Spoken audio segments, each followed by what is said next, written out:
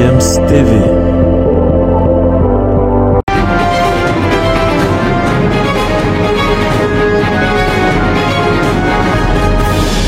Bienvenue sur GFM TV, c'est avec un sourire que je vous accueille ce matin pour parler du sport. Le sport avec la Ligue des champions de l'UEFA qui s'est donc achevée mercredi dernier et on connaît déjà les équipes qualifiées pour les huitièmes de finale.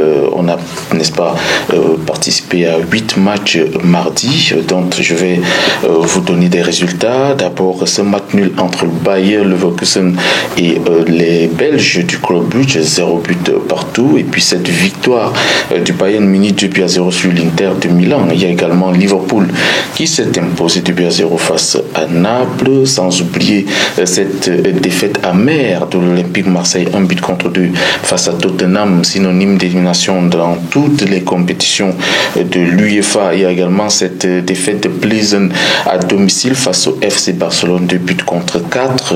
Et puis c'est l'Ajax qui est allé s'imposer à Glasgow face aux Rangers, 3-1. Il y a aussi cette victoire à l'extérieur des Allemands d'Eintracht Francfort, 2-1 sur le Sporting. Mercredi, c'était la suite avec la large victoire méritée du Real Madrid, 5-1 sur Celtic Glasgow.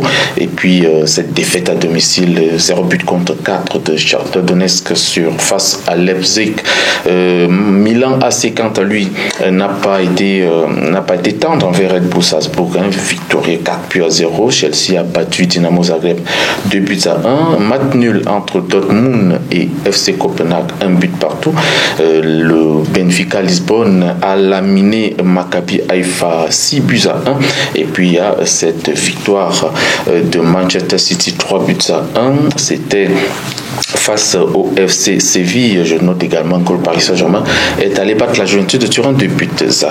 On a donc maintenant les 16 qualifiés qui s'affronteront donc en aller-retour pour les huitièmes de finale. Et sur cette image, vous le voyez d'ailleurs, la liste des clubs qualifiés avec bien sûr le Real de Madrid, champion en titre, Liverpool, Bayern de Munich, le Chelsea, Manchester City, Tottenham, Benfica de Lisbonne, Paris Saint-Germain, Dortmund, Club Brugge, Leipzig, Milan AC, le Napoli, Porto, l'Inter de Milan, l'Eintracht Francfort. Un seul club français reste donc en lice dans cette compétition, c'est bel et bien le Paris Saint-Germain. Il faut aussi rappeler que le tirage au sort de cette compétition, de ces huitièmes de finale, aura lieu lundi, donc dans 2 petits jours, lundi 7 novembre prochain, et on saura, n'est-ce pas, les différentes confrontations quand on sait que les équipes premières les équipes sorties premières de leur groupe sont d'un côté et les équipes sorties deuxième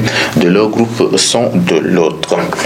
Restons dans le canot de la Ligue des Champions et parlons des meilleurs buteurs de cette phase de groupe de la Ligue des Champions, dont Kylian Mbappé, l'attaquant français du Paris Saint-Germain, et l'Égyptien Mohamed Salah de Liverpool. Les deux comptent donc 7 buts dans cette compétition déjà. Chacun a donc 7 buts, comme je le disais. Et puis il y a Mehdi Taremi du FC Porto, Erling Haaland de Manchester City et Robert Lewandowski du FC Barcelone qui en compte 5. Vous voyez la liste de ces buteurs, puisque la compétition n'est pas finie. Donc il y a encore les matchs des huitièmes, des quarts, des demi et voire de la finale. Et puis on saura qui aura, n'est-ce pas, le mérite de remporter le titre de meilleur buteur. Parlons cette fois-ci de quelques Africains qui ont brillé dans cette Ligue des Champions cette semaine. D'abord l'Algérien Riyad Mahrez, buteur avec Manchester City, victorieux de Séville 3-1, je l'ai dit tantôt.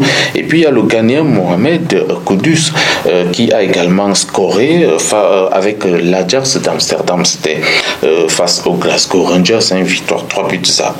Le Congolais Chancel Bemba a marqué avec l'Olympique de Marseille, mais insuffisant pour défendre, n'est-ce pas, les 2 buts marqués par Tottenham. Cette défaite de Marseille qui a éliminé l'Olympique de Marseille totalement de la Ligue des Champions Champions et de toutes les autres compétitions européennes. Et puis Mohamed Salah a aussi marqué son 7e but en Ligue des Champions cette saison avec Liverpool, le victorieux de Naples, 2 buts à 0. Un autre buteur africain, c'est Eric Maxime Choupo-Moting qui a marqué le 2e but du Bayern de Munich, victorieux 2 buts à 0 face à l'Inter de Milan. Il faut noter que Choupo-Moting est, n'est-ce pas, en forme. Il n'arrête pas de marquer depuis quelques jours du côté du Bayern de Munich. Une transition et puis je reviens derrière pour la suite. GFM's TV.